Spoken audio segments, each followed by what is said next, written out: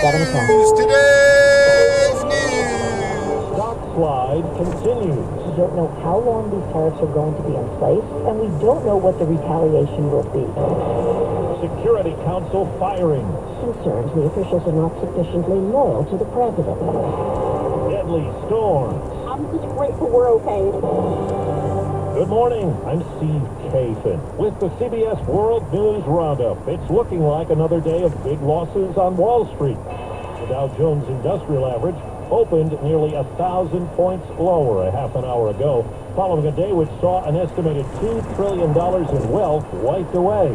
As investors remain rattled by President Trump's tariffs. There's been retaliation. China today announced it will impose a 34% tariff on imports of all U.S. products beginning next week. CBS's Kelly O'Grady. All the three major indexes, they had their single biggest losses in a day since 2020. Investors reacted to this as to how they reacted to COVID because they think some of the same things that happened during the pandemic could be borne out because of these tariffs. Higher inflation. JP Morgan is projecting a percentage point to 2 percentage point increase in prices, consumer spending slowdown, and then ultimately potentially leading to economic growth slowing down. CBS News White House correspondent Weijia Jiang. As U.S. stocks plummeted, President Trump's optimism soared. The markets are going to boom, the stock is going to boom, the country is going to boom. But the world had a different reaction. Trading partners, including China and the EU, are vowing to retaliate. The global economy will massively suffer. Trump said tariffs give the U.S. great power to negotiate. We put ourselves in the driver's seat. One group watching every move, American farmers. I've never seen anything like this, and I've been farming for 42 years. John Boyd Jr. is a fourth-generation farmer in Virginia and president of the National Black Farmers Association. He says the price of corn, wheat, and soybeans controlled by the markets have all tanked.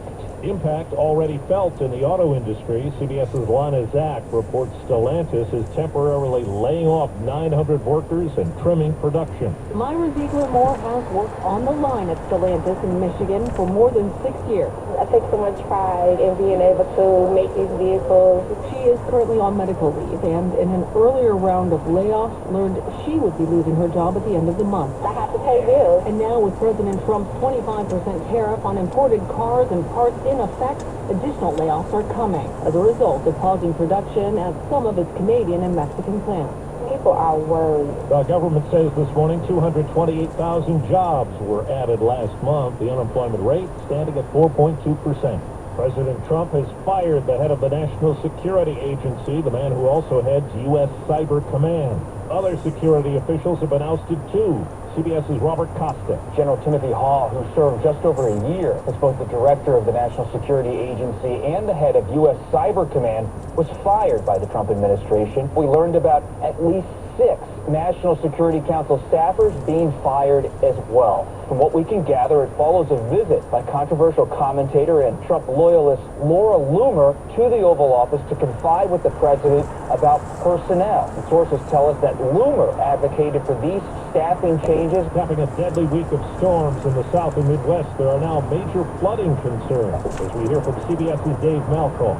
In northern Tennessee, the normally calm trickling creeks became rapids with floodwater spilling into neighborhoods and rains coming down as fast as 2 inches an hour on Thursday. This was the highest that I've seen. Near Nashville, the city's fire department responded to at least 15 flooding incidents. The severe weather spawned more than 30 powerful tornadoes that flattened neighborhoods. It was my daughter's room. Former storm chaser Jared Edison quickly drove his family to a nearby storm shelter when the twister barreled toward their home.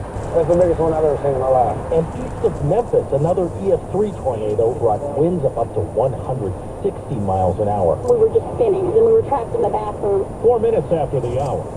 Well, that's today's news. It's 45 degrees in Walnut Creek, California. I didn't hear any good news, did you? I didn't think so. I guess it's all about perspective. The glass is half full. Well, as always, I'd like to thank you again for coming along with me on these Dash Cam News adventures. You know the drill.